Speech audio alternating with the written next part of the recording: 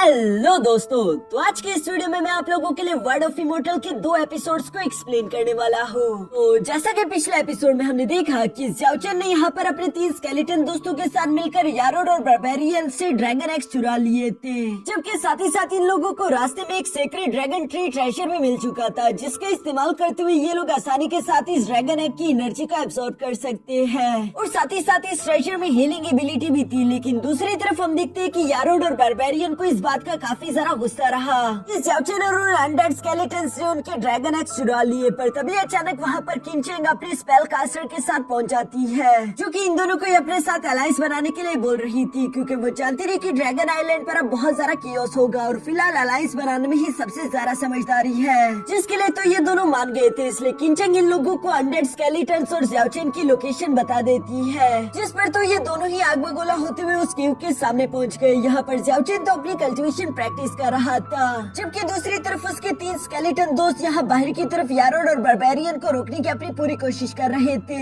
जिसमें वो लोग कामयाब नहीं हो पाते, क्योंकि बारबेरियन और यारोड ने मिलकर उनके टुकड़े टुकड़े कर दिए। पर तभी अचानक हम देखते हैं कि ज़्याओचेन का लेवल ब्रेक थ्रू हो गया और यहाँ मोर्टल शेडिंग लेवल 4 पर पहुंचने की वजह से वो गुस्से के साथ बाहर आते हुए इन दोनों की बहुत ही बुरी तरीके से पिटाई लगाना शुरू कर देता है, जहाँ ज़्याओचेन ने तो इन दोनों को मार मार के इनका बर्था बना दिया था। और इससे पहले कि वो इन दोनों की जान ले पाता, तभी अचानक वहाँ पर मिस ज़ाओलिनीर अपने ट्रीमेंट्स के साथ पहुँच जाती है, जिसे असल में यहाँ पर कोई और नहीं बल्कि मिस किनचेंग लेकर आई हुई थी, ताकि वो मिस ज़ाओलिनीर और ट्राइडेंट वैली के साथ भी अपने ताल्लुकात अच्छे बना सके। अब आगे तो नेक्स्ट एपिसोड की शुरुआत यहाँ बिल्कुल उसी सीन से शुरू हुई, जहाँ पर हम देखते हैं कि टुकड़े होने की वजह से ज़्याओचेन के अनडेड वॉरियर धीरे धीरे करके मर रहे हैं। लेकिन दूसरी तरफ ज़्याओचेन उन लोगों के लिए कुछ भी नहीं कर पा रहा था, क्योंकि उसकी खुद फाइट यहाँ पर 2 ट्रीमेन से हो रही थी, जो कि ऑलमोस्ट मोर्टल शेडिंग के लेवल 7 या फिर लेवल 8 के वॉरियर है। यानी कि इन दोनों ट्रीमेंस वॉरियर की पावर ही यहाँ ज़्याओचेन से डबल है, इसलिए ज़्याओचेन तो इनका मुकाबला नहीं कर पा रहा। दूर से मिस ज़ाओलिनीर, किनचेंग और बाकी के सब लोग भी ये नजारा देख रहे थे। यारोड यहाँ पर अपने मन में यही सोच रहा था कि आखिर ये लड़की ट्राइडेंट वैली के साथ जुड़ कैसे गई, क्योंकि ट्राइडेंट वैली तो कभी भी इंसानों को पसंद नहीं करता।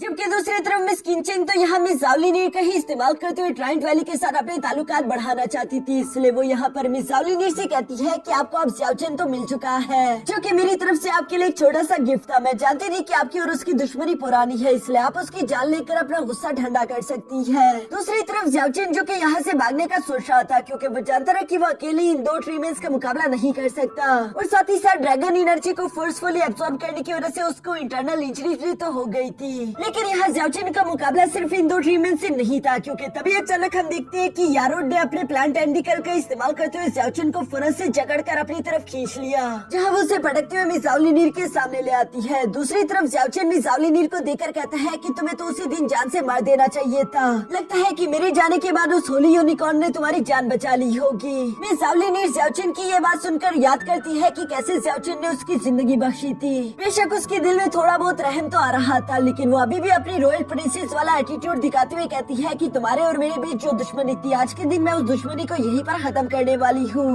जो सुनकर तो दूसरी तरफ ज़्याओचेन उस पर हंसते हुए कहता है कि तुम्हारा ये रॉयल फैमिली वाला एटीट्यूड यहाँ पर कितना ज्यादा पैथेटिक है, जो बात यारोड को बिल्कुल भी पसंद नहीं आती। इसलिए वो फौरन आगे की तरफ बढ़ते हुए दोबारा से अपने टेंटिकल का इस्तेमाल करते हुए ज़्याओचेन को जगड़ चुका, ताकि वो मिस ज़ाओलिनीर को इम्प्रेस कर सके। और साथ ही साथ वो ज़्याओचेन को हवा में लटकाते हुए कहता है कि तुम्हारे वो 3 अनडेड दोस्त तो अब तक मारे जा चुके होंगे, क्योंकि उनके टुकड़े होने की वजह से उनकी बॉडी से सोल फ्लेम खत्म हो रही थी, तो क्यों ना मैं तुम्हें भी तुम्हारे दोस्तों के पास पहुंचा दूं। जो कहते हैं यारोड ने यहाँ पर अपने एक टेंटिकल का इस्तेमाल करते हुए ज़्याओचेन पर हमला करने की कोशिश करी, लेकिन वो अटैक यहाँ अनजान तरीके से ब्लॉक हो गया था, जो कि ज़्याओचेन की बॉडी को पेनिट्रेट नहीं कर रहा। ये देखकर तो सब लोग ही सरप्राइज हो गए थे। दूसरी तरफ ज़्याओचेन समझ गया कि ये जरूर उस सेक्रेट ड्रैगन ट्री ट्रेजर की वजह से हो रहा है, जबकि दूसरी तरफ यारोड ने गुस्से में आकर यहाँ अपने और भी टेंटिकल्स का इस्तेमाल करते हुए ज़्याओचेन पर हमला करने की कोशिश करी। पर तभी अचानक हम देखते हैं कि उस सेक्रेट ड्रैगन ट्री ट्रेजर के अंदर से एक बहुत बड़ा एनर्जी ब्लास्ट हो गया, जो एनर्जी ब्लास्ट इन सब लोगों को पीछे हटने पर मजबूर कर देता है। साथ ही साथ वहाँ उस फाइट वाली जगह पर धुआं ही धुआं हो गया था,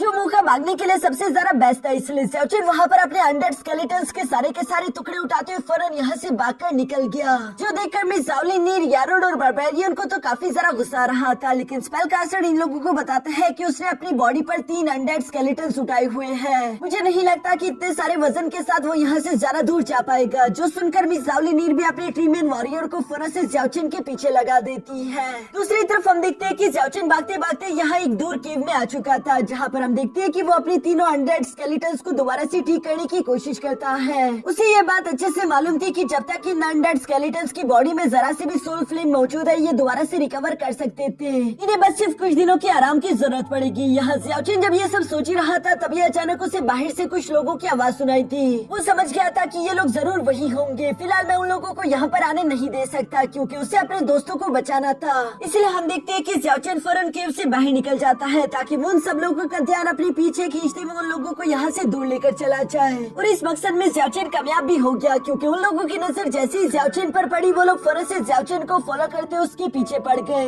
जहाँ ज़्याओचेन के लिए अभी भी सबसे बड़ी मुसीबत तो ये 2 ट्रीमैन वॉरियर ही है, क्योंकि वो बाकी सब लोगों का मुकाबला करने के लिए उनके लेवल के एटलीस्ट बराबर तो है, लेकिन यहाँ ये ट्रीमैन वॉरियर तो ज़्याओचेन से दुगने पावरफुल है। इसलिए ज़्याओचेन इनका मुकाबला नहीं कर सकता। इसलिए वो कैसे तैसे वहाँ से भागता हुआ दोबारा से एक खाई के ऊपर आ गया, जिसके नीचे एक कोल्ड फ्रीजिंग रिवर बह रही थी और उसके ऊपर कुछ पतले पतले ब्रिजेस थे, जिन्हें देखकर ज़्याओचेन उन ब्रिजेस को पार करने का फैसला करता है, क्योंकि इस वजह से वो ट्रीमैन वॉरियर तो ज़्याओचेन के पीछे नहीं आ पाएंगे। लेकिन फिर भी दूसरी तरफ ज़्याओचेन के दुश्मनों की तादाद काफी ज्यादा थी, और इसी वजह से हम देखते हैं कि यहाँ पर यारोड और बारबेरियन ने तीसी के साथ मूव करते हुए फौरन दोनों ही रास्तों से ज़्याओचेन को घेर लिया। जहाँ वो ज़्याओचेन पर हमला करने के लिए तीसी के साथ उसी की तरफ बढ़ रहे थे, ज़्याओचेन ब्रिज के बिल्कुल सेंटर में मौजूद था और वो जानता था कि उसके पास बचने का कोई दूसरा रास्ता नहीं। वो अकेले इन सब लोगों से मिलकर फाइट भी नहीं कर सकता। इसलिए हम देखते हैं कि फौरन वो अपने स्पाइरल ब्लेड टेक्निक्स को एक्टिवेट कर लेता है, जहाँ पर वो कह रहा था कि चलो मैं तो डूबूंगा, लेकिन अपने साथ साथ तुम दोनों को भी ले डूबूंगा। और ये कहते ज़्याओचेन ने फौरन से उसी ब्रिज पर हमला कर दिया, जिसकी वजह से वो ब्रिज टूट जाती है। जिसके टूटने से ये तीनों ही उड़ते उड़ते फौरन से नीचे कोल्ड फ्रीजिंग रिवर में जा गिरे, जिसका पानी इतना ज्यादा ठंडा था कि वो किसी को भी फौरन से फ्रीज कर डाले। यहाँ पर कोई भी 1 मिनट से ज्यादा सर्वाइव नहीं कर सकता। किंचेंग इसी बात को मद्देनजर रखते हुए फौरन से यहाँ यारोड और बारबेरियन को पकड़कर पानी से बाहर ले गई, क्योंकि उसके पास विंग्स थे। लेकिन दूसरी तरफ ज़्याओचेन अकेले ही उस फ्रीजिंग कोल्ड रिवर में बहता हुआ यूं ही पानी के अंदर जाता रहा। जहाँ ऊपर से ये सारा नजारा देखते हुए स्पेलकास्टर कहता है कि ज़्याओचेन ऑलरेडी काफी ज्यादा इंजर्ड है और ऊपर से ये फ्रीजिंग कोल्ड रिवर में जा गिरा। अब तो इसकी मौत 100% कंफर्म है। हमें इस पर और ज्यादा वक्त जाया नहीं करना चाहिए। जिस पर मिस ज़ाओलिनीर जवाब देती हुई कहती है कि जब तक मैं उसकी डेड बॉडी देख लूं, मैं इस बात का यकीन नहीं कर सकती, क्योंकि ज़्याओचेन एक काबिल इंसान है जो कि पहले भी कई बार मौत के मुंह से निकलकर जिंदा बच गया है। इसलिए ये लोग उस रिवर को फॉलो करते हुए कोस्टल एरिया की तरफ बढ़ने लगे। दूसरी तरफ हम देखते हैं कि उस कोल्ड फ्रीजिंग रिवर की वजह से यहाँ ज़्याओचेन की बॉडी भी फ्रीज हो रही थी, जिसे अब वो ज्यादा देर तक बर्दाश्त नहीं कर सकता। और इसी वजह से हम देखते हैं कि वो अनकॉन्शियस होने लगा, जिसकी वजह से वो तैर भी नहीं पा रहा और धीरे धीरे वो पानी में डूबने लगा। रिवर की कोस्टल एरिया पर पहुंचने के बाद यारोड यहाँ पर अपने प्लांट टेंटिकल का इस्तेमाल करते उस कोल्ड फ्रीजिंग सी को अंदर से चेक करने की कोशिश करता है, लेकिन अभी भी इन लोगों को ज़्याओचेन की बॉडी कहीं पर भी नहीं मिल रही थी। उल्टा यारोड के ही टेंटिकल्स फ्रीज होकर टूटे जा रहे थे, जिस पर यारोड में ज़ाओलिनीर से कहता है कि अब ज़्याओचेन को ढूंढना बेकार है, क्योंकि अब तक तो वो पूरी तरीके से जमकर पत्थर बन चुका होगा। हो सकता है कि उसके टुकड़े टुकड़े हो चुके हो। इवन की मिस किंचेंग भी यहाँ मिस ज़ाओलिनीर से बिल्कुल सेम बातें बोल रही थी। वो कहती है कि शायद हमें ज़्याओचेन की बॉडी कभी भी नहीं मिल पाएगी, क्योंकि इस पानी की गहराई में कई सारे खतरनाक बीस्ट रहते हैं, जो कि अब तक तो ज़्याओचेन की बॉडी को पूरी तरीके से निकल चुके होंगे। उसके बचना नामुमकिन है। मिस ज़ाओलिनीर को भी थोड़ा थोड़ा अब इस बात का यकीन होने लगा था, जिस पर मिस किंचेंग आगे की तरफ बढ़ते हुए कहती है कि मिस ज़ाओलिनीर, चूँकि अब तुम्हारा बदला पूरा हो गया, तो अब हम क्यों ना अपने काम की बात करें। जिस पर मिस ज़ाओलिनीर कहती है कि तुम इस ड्रैगन आइलैंड पर काबू करना चाहती हो, जो कि अनडाइंग सेट अकेले नहीं कर सकता, इसलिए तुम्हें अलायंस बनाना है। फिक्र मत करो, मुझे इस बात से कोई एतराज नहीं। कल के दिन तुम सब लोग ट्राइंट वैली में पहुंच जाना, ताकि हम लोग यहाँ अलायंस के बारे में डिस्कशन कर सके। ये सब कहते हुए मिस ज़ाओलिनीर वहाँ से चली गई, जबकि यारोड फौरन से मिस किंचेंग के पास आकर कहता है कि ट्राइंट वैली तो कभी भी इंसानों का दोस्त नहीं बनता, लेकिन ये पहली दफा है कि हम उनके साथ डिस्कशन करने में कामयाब हो पाए। पर मुझे अभी भी समझ नहीं आ रहा कि ट्राइंट वैली आखिर इस लड़की की इतनी बात क्यों मानते हैं और इसके साथ उनका क्या कनेक्शन है। जिस पर मिस किंचेंग जवाब देते हुए कहती है कि उसने कुछ अरसे पहले एक होली यूनिकॉर्न को टेम किया था, और उसी होली यूनिकॉर्न का मास्टर होने की वजह से ट्राइंट वैली के इसके साथ ताल्लुकात अच्छे हुए, और इसी वजह से हम इनके साथ अब अलायंस भी बना पाएंगे। तुम यूँ करो कि सारे के सारे सेक्स को कल मीटिंग के लिए इनवाइट कर दो, ताकि हम अलायंस के बारे में डिस्कशन कर सके। जिस पर यारोड जवाब देते हुए कहता है कि ठीक है, जैसा आपका हुक्म। दूसरी तरफ सीन शिफ्ट होकर यहाँ गहराई में डूबते हुए ज़्याओचेन पर आ गया, जो कि इस वक्त काफी सारा कमजोर फील कर रहा था। वो अपने मन में खुद से सवाल करते हुए पूछता है कि क्या यही मेरा अंत है, क्या मैं ऐसे मरूंगा। मैंने ये बिल्कुल नहीं सोचा था। यहाँ ज़्याओचेन के इसी सवाल के साथ अचानक हम देखते हैं कि उसके सामने एक बहुत बड़े बीस्ट की आंख ओपन हुई, जो कि ज़्याओचेन को खाना समझकर फन से निकल गया। लेकिन तभी अचानक हम देखते हैं कि रोशनी भी तेजी के साथ ज़्याओचेन को फॉलो करते हुए उस बीस्ट के मुंह के अंदर चली गई। असल में ये लाइट एनर्जी कुछ और नहीं बल्कि क्यूट सा दिखने वाला फॉक्स बीस्ट था, जो कि यहाँ ज़्याओचेन के पीछे सिर्फ इसी वजह से आया क्योंकि उसकी बॉडी पर एक सेक्रेट ड्रैगन ट्री मौजूद है। जो सेक्रेट ड्रैगन ट्री ट्रेजर यहाँ इस फॉक्स बीस्ट को चाहिए था, इसलिए वो फौरन से ज़्याओचेन को उस बीस्ट के मुंह से निकालकर पानी से बाहर ले आता है। आप लोग इस क्यूट से फॉक्स बीस्ट के साइज और क्यूटनेस पर मत जाओ। ये एक बहुत ही ज्यादा डेंजरस रेस का क्रीचर है, जिसकी क्यूटनेस के साथ साथ इसकी इंटेलिजेंस का भी कोई जवाब नहीं। दूसरी तरफ यहाँ हम देखते हैं कि पानी से बाहर आने के बाद वो सेक्रेट ड्रैगन ट्री ट्रेजर ज़्याओचेन को फौरन से हील करने लगा, क्योंकि इस ट्रेजर में हीलिंग एबिलिटी थी और यही वजह है कि ज़्याओचेन 1 मिनट से ज्यादा उस पानी के अंदर सरवाइव कर पाया था, वरना वो तो कब का फ्रीज होकर ही मारा जाता।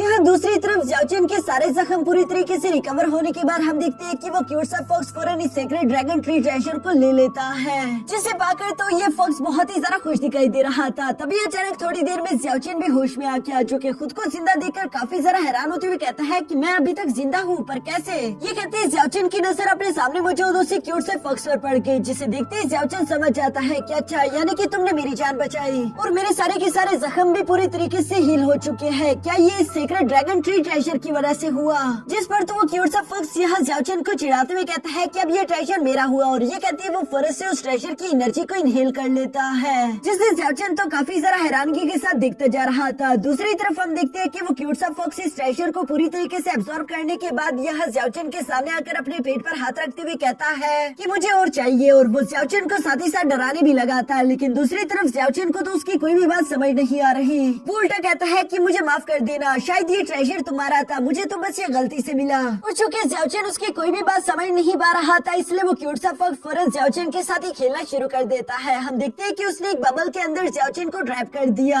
जिसके बाद वो ज़्याओचेन को फुटबॉल समझकर उससे के साथ काफी ज्यादा खेलता है। दूसरी तरफ ज़्याओचेन तो चिल्ला चिल्ला कर कह रहा था कि अरे यार रुक जाओ, मुझे उल्टी आ रही है। लेकिन दूसरी तरफ यहाँ हमारे हीरो की इज्जत का फलूदा बनाने के बाद वो क्यूट सा फॉक्स काफी ज्यादा एटीट्यूड के साथ ज़्याओचेन को छोड़ते वहाँ से जाने लगा, जो देखकर ज़्याओचेन भी कैसे तैसे खुद को संभाल लेता है। पर अचानक ही उसको अपने 3 अनडेड स्केलेटन वॉरियर्स याद आ गए, और पता नहीं उसके दोस्त इस वक्त कैसी कंडीशन में होंगे, जो कि अभी तक दोबारा से रिकवर हुए भी या नहीं। इसलिए ज़्याओचेन फौरन से पहले उन लोगों के बारे में पता लगाने के लिए वहाँ से रवाना हो गया। जहाँ उसी केव में आने के बाद ज़्याओचेन दिखता है कि उसके तीनों अनडेड स्केलेटन्स तो अभी भी जमीन पर पड़े हुए थे। ज़्याओचेन यहाँ किंग यामा के पास आते हुए कहता है कि चलो भी किंग यामा, मैं जानता हूँ कि तुम रिकवर हो चुके हो, तो चलो अपनी आंखें खोलो, मेरे साथ इस तरह मजाक करना बंद करो। मंकी किंग और किंग ग्रोनस को भी यहाँ ज़्याओचेन उठाने की कोशिश करता है, लेकिन तीनों में से कोई भी रिएक्ट नहीं कर रहा था, जो देखकर तो ज़्याओचेन काफी जरा उदास हो जाता है। वो अपने मन में सोचता है कि कहीं मेरे दोस्त मर तो नहीं गए, इनकी बॉडीज के टुकड़े टुकड़े हो गए थे, जिसकी वजह से इनकी बॉडी से सोल फ्लेम निकल कर चली गई। अब मैं क्या करूँ, क्या मैं इन्हें किसी तरह से बचा सकता हूँ? यहाँ ज़्याओचेन जब ये सब सोच रहा था, तभी अचानक उसकी नजर यहाँ लाइफ नेक्टर वाली उसी बोतल पर पड़ गई, जिसे देखते ही ज़्याओचेन के मन में एक आइडिया आ गया था। वो अपने मन में सोचता है कि क्यों ना मैं ट्राइंट वैली जाकर एक बार फिर से लाइफ नेक्टर चुरा लूं, जिसका इस्तेमाल करते हुए मैं इनकी बॉडीज को रिकवर करने में मदद कर सकता हूँ। शायद इस तरह से मेरे दोस्त बच जाए। अपने दोस्तों को बचाने का सिर्फ यही तरीका देखकर ज़्याओचेन फौरन से यहाँ से ट्राइंट वैली की तरफ रवाना हो गया, जहाँ पर मिस ज़ाओलिनीर भी मौजूद थी, और वो अपने ट्री एंसेस्टर से सवाल करते हुए कहती है कि आपके कहे मुताबिक मैंने मीटिंग तो अरेंज करवा दी है, अब हमें आगे क्या करना होगा? जिस पर ट्री एंसेस्टर जवाब देते हुए कहता है कि हम लोगों को एक ड्रैगन किंग की जरूरत पड़ेगी, क्योंकि ड्रैगन आइलैंड वक्त से पहले ही सील हो चुका है, जहाँ इस बार बहुत ज्यादा केओस होगा, और इसीलिए ट्री एंसेस्टर इस आइलैंड से बाहर निकलने की प्लानिंग कर रहे थे, जिसके लिए वो पहली दफा इंसानों के साथ अलायंस बनाने के लिए भी तैयार हो गए। इसके बाद हम लोगों को नेक्स्ट डे का सीन दिखाया गया, जहाँ मिस ज़ाओलिनीर तो अलायंस मीटिंग की तरफ चली गई थी, जबकि दूसरी तरफ ज़्याओचेन पूरी रात सफर करने के बाद आखिरकार यहाँ ट्राइंट वैली को ढूंढ लेता है, जहाँ ज़्याओचेन ने वही कल वाले दोनों ट्रीमैन भी देख लिए, जिन्होंने ज़्याओचेन पर हमला करने की कोशिश करी थी। इसलिए ज़्याओचेन समझ गया कि अगर मुझे लाइफ नेक्टर चाहिए तो वो यहीं पर कहीं होगा। ज़्याओचेन को फिलहाल अपनी जान की परवाह नहीं, वो अपने दोस्तों के लिए कुछ भी कर सकता है। दूसरी तरफ सीन शिफ्ट होकर यह अलायंस मीटिंग पर आ गया, जहाँ पर ऑलरेडी मिस किनचेंग ने अपने जान पहचान वाले सारे के सारे वॉरियर्स को इकट्ठा कर लिया था। थोड़ी देर में यहाँ पर मिस ज़ाओलिनीर भी पहुँच गयी, जो कि सबसे पहले तो इन लोगों को यहाँ पर आने के लिए शुक्रिया बोलती है। साथ ही साथ वो इन्हें बताती है कि आज की ये मीटिंग इसलिए ताकि हम लोग आपस में मिलकर एक सुपर अलायंस क्रिएट कर सके। सिर्फ एक पावरफुल सुपर अलायंस बनाने के बाद ही हम इस पूरी की के पूरे ड्रैगन आइलैंड पर काबू कर पाएंगे। जो सुनकर वहीं पर मौजूद एक लड़का जिसका नाम शाउडर था वो जवाब देते हुए कहता है कि तुमने क्या कहा, एक सुपर अलायंस। दूसरी तरफ काई भी ये बात सुनकर जवाब देते हुए कहता है कि तुम चाहती हो कि हम तुम्हारे साथ ज्वाइन हो जाए, लेकिन ऐसा हम क्यों करेंगे, क्योंकि यहाँ पर इस आइलैंड पर जितने भी कल्टिवेटर्स हैं वो सारे के सारे एंसेस्ट्रल ड्रैगन या फिर ड्रैगन किंग को ही लेने के लिए आए हैं। मुझे नहीं लगता कि तुम्हारे साथ कोई भी नेगोशिएट करेगा। जिस पर शाउडर भी इस बात से एग्री करता था, क्योंकि सब लोगों को अपना ही फायदा चाहिए। मिस जावलिनीर यहाँ पर इन लोगों के सामने काफी सारा एटीट्यूड के साथ थ्रोन पर बैठते हुए कहती है कि पहले मेरी पूरी बात तो सुन लो,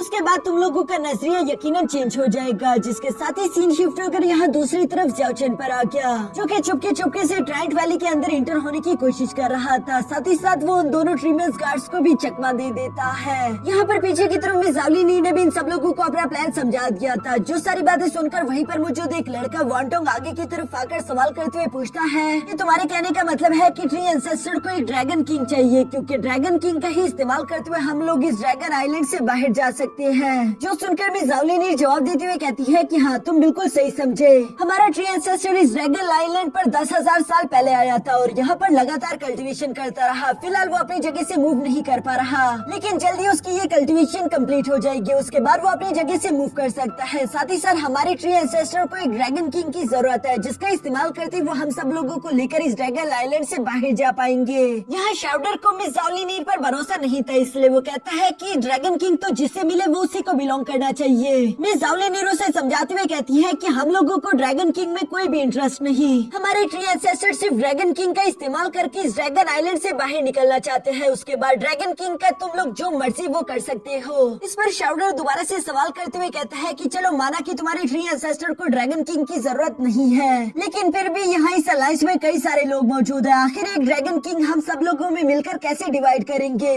जिस पर मिस किंचन जवाब देते हुए कहती है कि ये तो जरा से भी मुश्किल नहीं। ड्रैगन किंग जिसे भी अपने मास्टर के तौर पर एक्सेप्ट करेगा और जिसे फॉलो करेगा वही उसको लेकर जा सकता है। शाउडर तो पहले से ही जानता रहा कि मिस किंचन अनडाइंग सेट से बिलोंग करती है, जो कि धोखा देने में माहिर है, इसलिए वो किंचन पर तो बिल्कुल भी भरोसा नहीं करने वाला। लेकिन दूसरी तरफ बर्बेरियन और यारोड तो पहले से किंचन की बातों में आ चुके थे, इसलिए वो उससे कहते हैं कि तुम्हें अगर इस पर भरोसा नहीं करना तो मत करो, लेकिन हम तो सुपर अलायंस को ज्वाइन करने के लिए तैयार हैं। जो सुनकर दूसरी तरफ मिस किंचन भी मुस्कुरा रही थी और वो साथ ही साथ इन सब लोगों को कहती है कि मैं जानती हूँ कि यहाँ पर हर एक कल्टिवेटर ही एंसेस्ट्रल ड्रैगन या फिर ड्रैगन किंग को लेने के लिए आया था, लेकिन एंसेस्ट्रल ड्रैगन की तो बात ही मत करो। इवन हम लोगों को अभी तक कोई ड्रैगन किंग भी अपने सामने नहीं दिखा। हम तो ये तक नहीं जानते कि उन ड्रैगन किंग्स की लोकेशन क्या होगी, फिर उसके बाद उन्हें कैप्चर करना तो दूर की बात है। और ऊपर से तो अब ड्रैगन आइलैंड पर सील भी लग चुका, जिसकी वजह से पैनिक सिचुएशन क्रिएट हो गई है। लोग एक दूसरे की जान लेने पर उतर आए, जबकि सबसे ज्यादा खतरनाक तो लोन सोर्ड डीमन है, जिसने अब तक कई सारे गॉड्स और डेमी गॉड्स को जान से मार डाला। वो भी इसी ड्रैगन आइलैंड पर मौजूद है, जिसके सामने तो हम लोग अकेले अकेले कुछ भी नहीं कर सकते।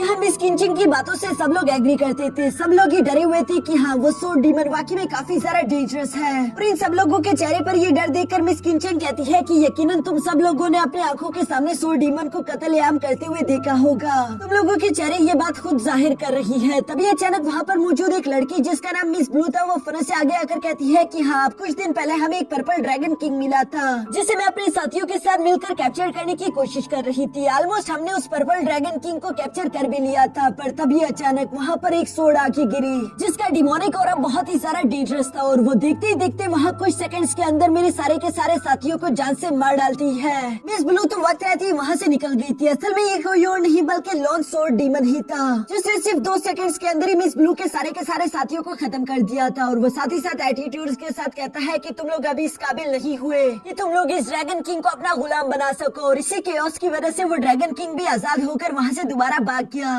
मिस ब्लू यहाँ पर मीटिंग के दौरान सब लोगों को बता देती है कि लोन सोर्ड डीमन कितना ज्यादा जालिम और खतरनाक है, जबकि ब्रदर काई ने भी एक बार उसे अपने आंखों के सामने विटनेस किया था। इसलिए वो सब लोगों को बताता है कि लोन सोर्ड डीमन वाकई में काफी सारा डेंजरस है। मैंने तो सुना है कि आज तक कोई भी इतना पावरफुल इंसान उसके सामने नहीं आ पाया कि वो उसे सीरियसली लड़ने पर मजबूर कर दे। जबकि दूसरी तरफ लोन सोर्ड डीमन का गोल ही यही है कि वो अपने से ज्यादा ताकतवर लोगों को हराना चाहता है। इवन कि स्पेल कास्टर भी यहाँ पर ब्रदर काई की बातों से एग्री करते हुए कहता है कि मेरी कैलकुलेशन के मुताबिक जैसे इस ड्रैगन आइलैंड पर लोगों ने लैंड किया तो उसमें से ऑलमोस्ट 50% से ज्यादा को तो सिर्फ लोन सोर्ड डीमन ही अकेले मार चुका। जिस मौके से मिस जावलिनीर फायदा उठाते हुए कहती है कि अब तो तुम लोगों को मालूम हो चुका होगा कि यहाँ पर अकेले रहना कितना सारा डिफिकल्ट है, लेकिन अगर हम सब लोग मिलकर एक सुपर अलायंस क्रिएट कर ले तो उसके बाद हम लोग थोड़ा और ज्यादा सेफ रहेंगे और साथ ही साथ हम लोगों के लिए ड्रैगन किंग्स को भी ढूंढना थोड़ा सा आसान होगा। जिस पर श्राउडर सवाल करते हुए कहता है कि चलो माना कि तुम्हारे साथ हम सुपर अलायंस बना भी लेंगे, लेकिन ये बताओ कि आखिर उस सुपर अलायंस का लीडर कौन होगा। जिस पर मिस जावलिनीर कहती है कि परफॉर्मेंस के हिसाब से हम लोग फ्यूचर में कोई ना कोई लीडर सेलेक्ट कर लेंगे, लेकिन अभी के लिए टेम्परेरी लीडर मिस किनचेंग और मैं यानी कि जावलिनीर होंगे। जिस बात पर ज्यादातर लोगों को तो कोई भी एतराज नहीं था। सबसे पहले ब्रदर काई सामने की तरफ आते हुए कहता है कि मुझे कोई ऑब्जेक्शन नहीं, हमारा फैंटम सेक्ट तुम्हारे सुपर अलायंस को ज्वाइन करने के लिए तैयार है। जिसके बाद वोशंग सेक्ट और बाकी के सेक्ट्स ने बारी बारी करके सुपर अलायंस को ज्वाइन करना स्टार्ट कर दिया। अभी भी कुछ ऐसे लोग हैं जिनके मन में डाउट्स थे। इसके बाद सीन शिफ्ट होकर दूसरी तरफ यहाँ ज़्याओचेन पर आ जाता है, जो कि चुपके उस ट्री एंसेस्टर वाली लोकेशन पर पहुँच गया था जहाँ पर पहली दफा मिस जावलिनीर ने लाइफ नेक्टर पिया था। इस वक्त इस जगह को एक छोटा सा ट्रीमेंट प्रोटेक्ट कर रहा होता है, पर तभी अचानक हमारी क्यूट से फॉक्स में यहाँ पर पहुँच गई थी, जो कि लाइफ नेक्टर का इस्तेमाल करते हुए अपने सेक्रेट ड्रैगन ट्री ट्रेजर को अपग्रेड करने की कोशिश कर रही है और साथ ही साथ वो उस क्यूट से ट्रीमैन के साथ भी फाइट करते हुए उसे बबल के अंदर फंसाकर हरा देती है। जो देखकर ज़्याओचेन नीचे की तरफ आकर उस क्यूट से फॉक्स को पकड़ते हुए कहता है कि नन्हे दोस्त आखिर तुम यहाँ पर क्या कर रही हो, ये जगह बहुत ज्यादा खतरनाक है। लेकिन दूसरी तरफ ज़्याओचेन को इस बात का भी अंदाजा हो गया था कि ये व्हाइट फॉक्स कोई मामूली फॉक्स नहीं है, क्योंकि इसके बोन्स और मसल्स काफी ज्यादा स्ट्रॉन्ग है। इससे देखकर ऐसा लगता है कि ये जरूर किसी यूनिक रेस से बिलोंग करता होगा। और दोस्तों मैं आप लोगों को पहले ही बता देना चाहता हूँ कि असल में इस प्यारी सी फॉक्स का ड्रैगन क्लैन के साथ एक बहुत ही ज्यादा गहरा कनेक्शन है, इसीलिए तो ये सेक्रेट ड्रैगन ट्री ट्रेजर भी ओरिजिनल इसी को बिलोंग करता था, जिसके अंदर ये इस वक्त नेक्टर एनर्जी को एब्सॉर्ब कर रहा है। ज़्याओचेन भी ये देखकर याद करते हुए कहता है कि मैं भी तो यहाँ पर लाइफ नेक्टर लेने के लिए आया हुआ था ताकि मैं अपने दोस्तों को बचा सकूं। जो सोचती ज़्याओचेन भी आगे की तरफ बढ़ते हुए फौरन अपने पास से बोतल निकाल कर उसके अंदर लाइफ नेक्टर के पानी को भरना शुरू हो जाता है। असल में इस पानी के अंदर ये लाइफ एनर्जी वाली एबिलिटी इसलिए आ रही थी क्योंकि इस पानी के गहराई में एक लाइफ नेक्टर स्टोन मौजूद था, जिसके बारे में फिलहाल ज़्याओचेन को तो कुछ भी मालूम नहीं। लेकिन दूसरी तरफ हम देखते हैं कि वो क्यूट सी व्हाइट फॉक्स में फन से यहाँ ज़्याओचेन के पास आकर उस लाइफ नेक्टर को पीना शुरू हो गई ताकि वो इसका इस्तेमाल करते हुए खुद को और ज्यादा ताकतवर कर सके। दूसरी तरफ ज़्याओचेन अपने मन में सोच रहा था कि ये लाइफ नेक्टर वाला पाउंड तो काफी ज्यादा कीमती ट्रेजर है। मुझे ये समझ नहीं आ रहा कि आखिर ट्राइडेंट वैली का कोई भी सोल्जर इसे प्रोटेक्ट करने के लिए यहाँ पर मौजूद क्यों नहीं। इसको गार्ड करने के लिए तो कोई न कोई होना ही चाहिए। यहाँ ज़्याओचेन जब ये सब सोच रहा था तभी अचानक उसकी नजर अपने सामने मौजूद एंसेस्टर ट्री पर पड़ गई,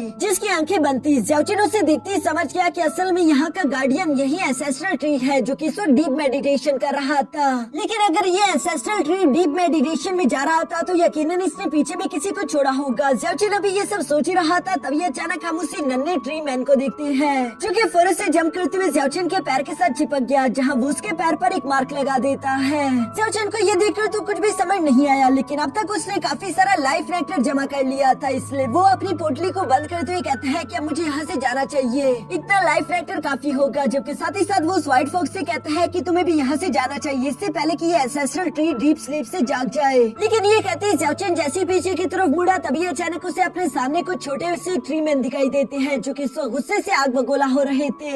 इसलिए ज़्याओचेन यहाँ से भागने का फैसला करता है, जहाँ पर वो उस व्हाइट फॉक्स से कह रहा था कि नन्हे दोस्त क्या तुम मेरे साथ आ रहे हो या मैं अकेले ही जाऊँ। जो सुनकर अचानक हम देखते हैं कि उस व्हाइट फॉक्स को यहाँ लाइफ नेक्टर स्टोन दिख जाता है, जिसे वो तेजी के साथ जंप करते हुए फौरन से कैच करके ज़्याओचेन के पास आ गया और ये दोनों ही यहाँ से बाहर की तरफ भागने लगे। लेकिन तब तक काफी ज्यादा देर हो चुकी थी, क्योंकि उन लिटिल ट्री मैन्स ने आखिरकार एंसेस्ट्रल ट्री को डीप स्लीप से जगा दिया, जो कि किसी इंसान की तरह दिख रहा था। और वो जागते हुए ज़्याओचेन से कहता है कि तुमने मेरी मेडिटेशन खराब करने की हिम्मत कैसे करी। ज़्याओचेन तो यहाँ एंसेस्ट्रल ट्री का ट्रू फॉर्म देखकर काफी सारा परेशान हो गया था, क्योंकि वो स्काई वॉकिंग रैम के 3 स्टार का वॉरियर है। दूसरी तरफ एंसेस्ट्रल ट्री भी यहाँ पर होश में आते ही सिर्फ एक पत्ते का इस्तेमाल करते हुए लीफ टोर्नेडो से फौरन ज़्याओचेन और व्हाइट फॉक्स पर हमला कर देते हैं, जिसे उन दोनों ने काफी मुश्किल के साथ साइड पर जंप करते हुए डॉज किया। ज़्याओचेन इस अटैक को डॉज करने के बाद देखता है कि एंसेस्ट्रल ट्री अभी भी अपनी जगह से मूव नहीं कर पा रहा, इसलिए वो उस व्हाइट फॉक्स से कहता है कि यही सही मौका है, इससे पहले कि वो पूरी तरीके से आजाद हो जाए हमें यहाँ से भागना होगा,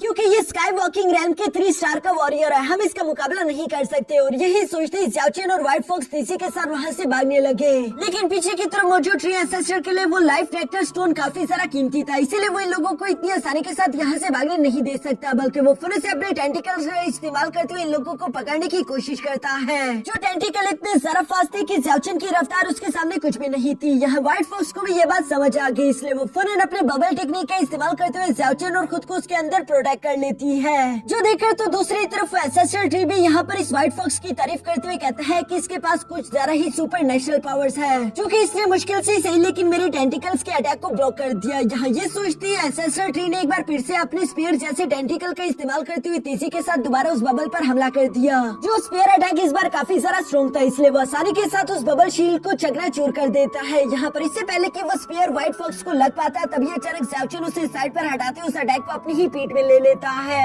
जो देखकर तो उस व्हाइट फॉक्स को भी अपनी आंखों पर यकीन नहीं आ रहा था कि किसी इंसान ने उसके लिए खुद की जान को दांव पर लगा दिया। फिर इसी वजह से हम देखते हैं कि लाइफ फैक्टर वाली वो बोतल भी यहाँ उन टेंटिकल्स के पास आ जाती है, जो देखकर व्हाइट फॉक्स अब ज़ाओचन की मदद करने का फैसला कर चुकी। हम देखते हैं कि इस व्हाइट फॉक्स ने फौरन से आगे की तरफ जंप करते हुए अपनी पावर्स का इस्तेमाल करना शुरू कर दिया, जिसकी वजह से वो उन टेंटिकल्स को डिस्ट्रॉय कर देती है और ज़ाओचन को एक बार फिर से अपनी लाइफ नेक्टर वाली बोतल मिल गई। दूसरी तरफ इस व्हाइट फॉक्स की एनर्जी महसूस करके वह एंसेस्ट्रल ट्री में हैरान होते हुए कहता है कि ये ऑरा तो ड्रैगन क्लैन का महसूस होता है। और साथ ही साथ हैरानगी वाली बात ये है कि आखिर ये फॉक्स मेरे जैसे स्काई वॉकिंग रैम की वॉरियर का मुकाबला कैसे कर सकती है। यहाँ पर अपनी ये सारी बेइज्जती उस एंसेस्ट्रल ट्री को बिल्कुल भी बर्दाश्त नहीं हो रही थी, इसलिए वो मीथेन गैस का एक बहुत बड़ा साइक्लोन बना देता है, जिसका इस्तेमाल करते वो ज़ाओचन और उस व्हाइट फॉक्स दोनों को दम घोट कर जान से मार देना चाहता था। लेकिन दूसरी तरफ ज़ाओचन भी इस बात को महसूस कर लेता है, जिस वजह से उसके दिमाग में एक जबरदस्त आइडिया आया। वो अपने पास से एक फ्लेयर निकालते हुए तेजी के साथ उस साइक्लोन के अंदर की तरफ थ्रो कर देता है और चूंकि वो साइक्लोन मीथेन गैस से बना हुआ था, इसलिए उसने फौरन से आग पकड़ ली,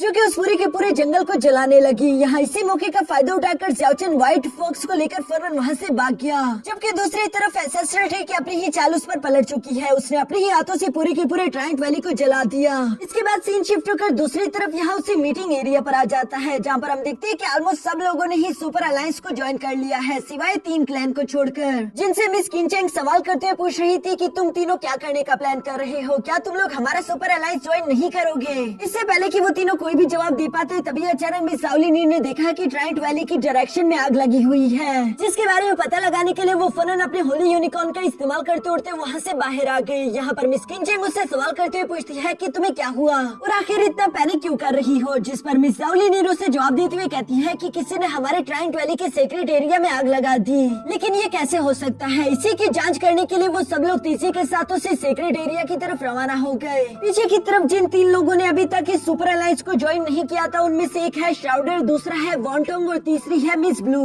जहाँ मिस ब्लू तो कह रही थी कि मैं इस सुपर अलायंस को ज्वाइन करने का फैसला नहीं करने वाली, क्योंकि किनचेंग बिल्कुल भी भरोसे के काबिल नहीं है। लेकिन जब श्राउडर ने यहाँ पर ब्रदर टोंग से सवाल किया, तो वो जवाब देते हुए कहता है कि हमारा फ्लाइंग डैगर सेक्ट इस सुपर अलायंस को ज्वाइन जरूर करेगा। मुझे इस बात से फर्क नहीं पड़ता कि किनचेंग भरोसे के काबिल है या नहीं, लेकिन अगर किसी तरह से ये दोनों लड़कियां ड्रैगन किंग को ढूंढ सकती है, तो फिर मेरे लिए इतना ही काफी है, क्योंकि उसके बाद ड्रैगन किंग को अपना तो बनाना मेरे लिए काफी ज्यादा आसान है, मुझे उसमें मुश्किल नहीं होगी। श्राउडर यहाँ पर ब्रदर टोंग की सारी बातें सुनकर अभी भी कोई फैसला नहीं कर पा रहा था, इसलिए वो यहाँ से यूं ही रवाना हो गया। इसके बाद सीन शिफ्ट होकर यहाँ से सीक्रेट एरिया पर आ जाता है, जहाँ पर हम देखते हैं कि एंसेस्ट्रल ट्री कैसे तैसे खुद को जलने से बचाकर आजाद करा चुका। साथ ही साथ वो उसी लाइफ नेक्टर वाले पानी का इस्तेमाल करते हुए आसमान से बारिश करा देता है, जिसकी वजह से यहाँ जंगल में लगी हुई आग धीरे धीरे करके बुझने लगी। मिस ज़ाओलिनी दूर से समझ जाती है कि हमारा एंसेस्टर ही अपनी डिवाइन पावर्स का इस्तेमाल करते हुए इस बारिश को करवा रहा है, लेकिन आखिर इतने ज्यादा इम्पोर्टेंट प्लेस पर आग लगाई किसने होगी। यहाँ पर सब लोग इसी बारे में सोच रहे थे, क्योंकि ये एंसेस्ट्रल ट्री तो ऑलमोस्ट एक डेमीगॉड लेवल पर पहुँच चुका है, भला इससे पंगा लेने की हिम्मत किसने की होगी, किसी को भी समझ नहीं आ रहा था।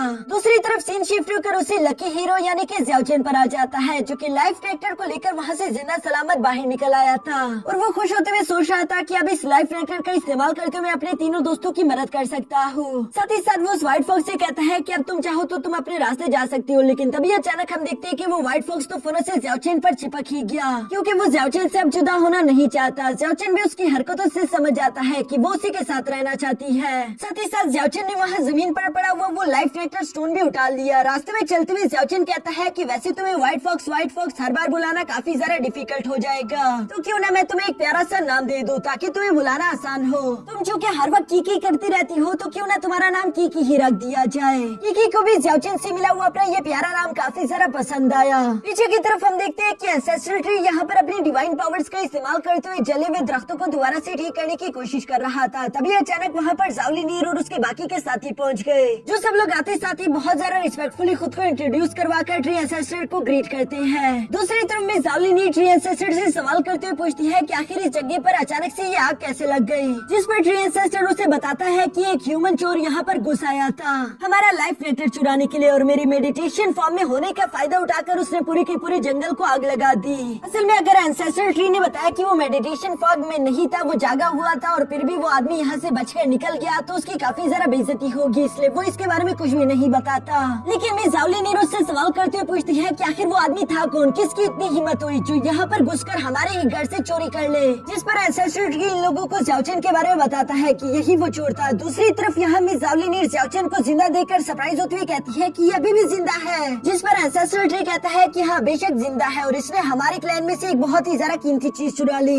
जिसे बनाने के लिए मैंने हजारों साल तक मेहनत करी। मुझे मालूम नहीं था कि एक इंसान मेरे हजारों साल की मेहनत को इस तरह से डिस्ट्रॉय कर देगा, लेकिन चाहे जो मर्जी हो जाए हम उस चोर से अपनी कीमती चीजें वापस लेकर ही रहेंगे। फिलहाल मुझे अपनी कल्टीवेशन करने के लिए दोबारा से मेडिटेशन फॉर्म में जाना होगा, जबकि तुम लोगों को भी मैं जिम्मेदारी देता हूँ कि जितनी जल्दी हो सके ड्रैगन किंग को ढूंढ लो, क्योंकि सिर्फ ड्रैगन किंग का इस्तेमाल करते हम लोग इस ड्रैगन आइलैंड से बाहर जा पाएंगे। और ये कहती है एंसेस्ट्रल ट्री ने इन लोगों को एक रिंग दे दी थी जो कि ड्रैगन किंग की लोकेशन के बारे में इन लोगों को बता पाए। अब यहाँ ये सब खत्म होने के बाद हम लोगों को नेक्स्ट डे मॉर्निंग का सीन दिखाया जाता है, जहाँ पर हम देखते हैं कि अनडाइन सेक्ट के किंचेंग से मिलने के लिए गो क्लैन का जनरल आया हुआ था। मिस किंचेंग उनसे सवाल करते हुए कहती है कि क्या मैं जान सकती हूँ कि आखिर आप मुझसे इतने सुबह सुबह मिलने के लिए क्यों आए, जिस पर वो जनरल जवाब देते हुए कहता है कि हमें आपकी मदद चाहिए, प्लीज हमारे यंग मास्टर को किसी तरह भी बचा लीजिए। यहाँ पर लगता है कि गुयान किसी बड़ी मुसीबत में फंस चुका होगा और इसी सीन के साथ हमारा ये एपिसोड यहीं पर खत्म हो जाता है।